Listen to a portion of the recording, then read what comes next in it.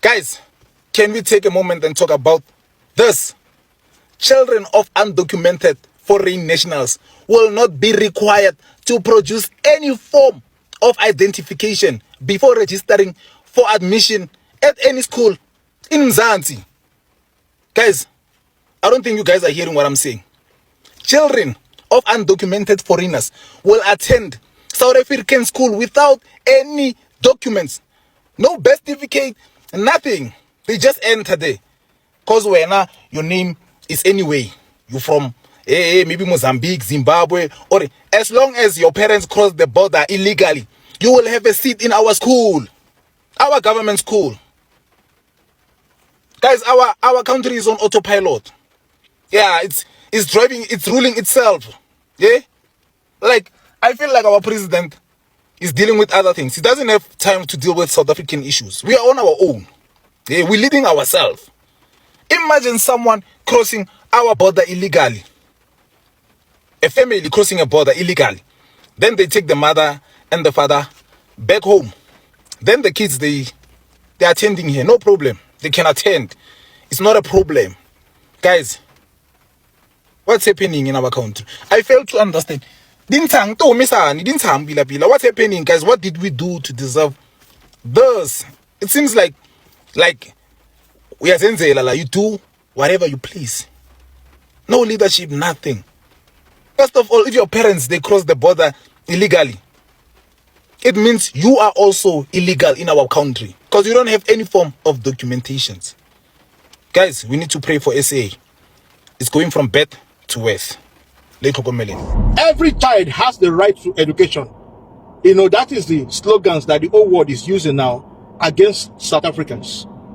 Now, I want us to answer ourselves these questions. Are South Africans violating our children's right to education in any way? So how are they violating the right of our children to get education in any way? And I've been warning foreign nationals in South Africa. I say, don't protest, as we don't have right in this country.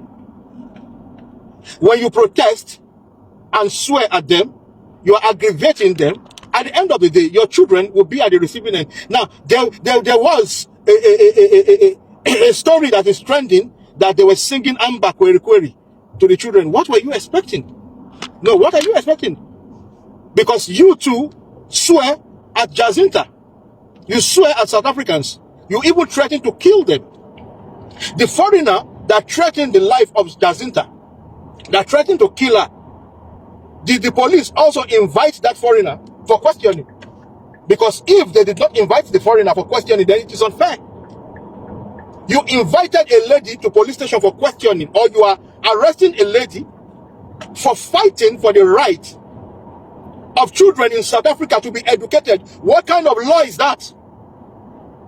What about the ones that was constituting public nuisance? What about the ones that swear at them? What about the ones that threaten to kill them? So is it okay for me to go about threatening the life of South Africans? And when South Africans react, they are being invited to the police station. What about the one that threatened to kill her? Has that person too been invited to the police station? I want to know the police station that invited that lady for questioning, because I want to write to the station commander and ask if you have invited the foreign nationals that threaten the life of this activist. What kind of a government hates their people? This is unfair. We run away from our country. That strength, that agility that we are using to protest, if we use it to fight against our government, we will not be in South Africa. South Africans fought for their country during apartheid. They lost their ancestors. People died for this same country. And these same people still have to protest for their right in the country. They still have to protest to send their children to school. What kind of a country is that? What kind of a justice system is that? I want that person that threatened to kill her to also be invited to the police station for questioning. Because threatening the safety of someone in South Africa is deemed as a criminal offense. That is the truth. I have been warning Africans in South Africa. I said, don't Don't insult South Africans. Respect South Africans in their country. We do not have rights in this country. When you aggravate them, our children will be at the receiving end. Go and ask Iran. Children died in Iran during war. Go and ask Ukraine. Children die. Children are always a collateral damage in any war. And I told them, I said, please, I even warned them, I said, never you allow anything to happen to that Jacinta. Do you know that our people are worried? Someone came to my comment section and commented, it is an elderly woman. She said, my daughter Jacinta's life is in danger. They want to kill my daughter. I don't know whether it's her mother. I don't know Jacinta very well. But our family is worried that the life of their daughter might be in danger. But funny enough, the people that have posed that danger to our life are walking free on the streets. Why the person that our life is in danger is being invited to the police station? What kind of law is that? We don't have right in this country. If you want free education, you want free healthcare, you want your child to be treated as a first-class citizen, let's go back to our country. That energy that Zimbabwe used to expel Mugabe out of power. If Zimbabweans, if they come out again to use that energy to protest in Zimbabwe, I'm telling you, they will not be in poverty again. South Africans have shown the world what it means for people to stay in their country and fight for their right. During Jacob Zuma, they came together, both white and black South Africans. They expelled Jacob Zuma out of office. That is the power we have as a people. Let us take that strength, that aggression, let us take it to our country and fight our government. You don't have right in South Africa, even as okay, do you think it is only Africans that are migrant in this country? Do you know that we have Germans in this country that are migrant? We have British in this country that are migrant. We have Americans in this country, but you don't see them in public space. That is why South Africans are not complaining about them, because they don't drag their public health facilities. All of them, they are using a private healthcare because they understand the law of every country. They understand the rights of citizenship and the right as a visitor. Why is it that we Africans, we are the only ones that is always, I don't know whether it is lack of education, or I don't know whether it is just stupidity, or it is who we are. I don't understand. We don't have rights in this country. We are not the only foreign nationals here. Why are we the only one causing trouble every time and make public protest? Let it become a criminal offense in South Africa. Any foreign nation now that protests, let them be arrested and be charged with public violence. Let it become a criminal offense in South Africa. We do not have a right in South Africa to protest for anything. Our government did not build a hospital. Our government did not build school. Our government is not contributing anything to the South African government monthly for their healthcare facility, for anything, for infrastructure, for any maintenance in South Africa. So therefore, we don't have right to protest for anything in South Africa. If you want to kill me for that, kill me for that. If you want to hate me for that. We can't become one Africa if we cannot respect one another. It is not going to happen.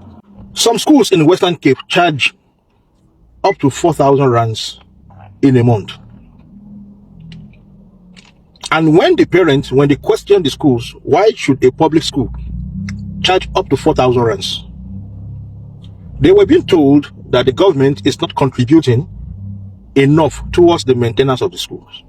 Hence, the high fee. This is very confusing because South African citizens are paying hell of money every month in taxes to the government. And they will still now need to pay extra towards their children's education in order to keep the school maintained.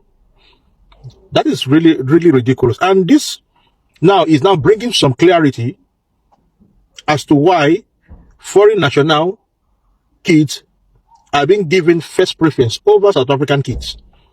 Because in most cases, they've been complaining that South African parents do not like to pay the full school fees, as they will complain that they don't, they are poor, they are not earning enough to pay, the full school fees.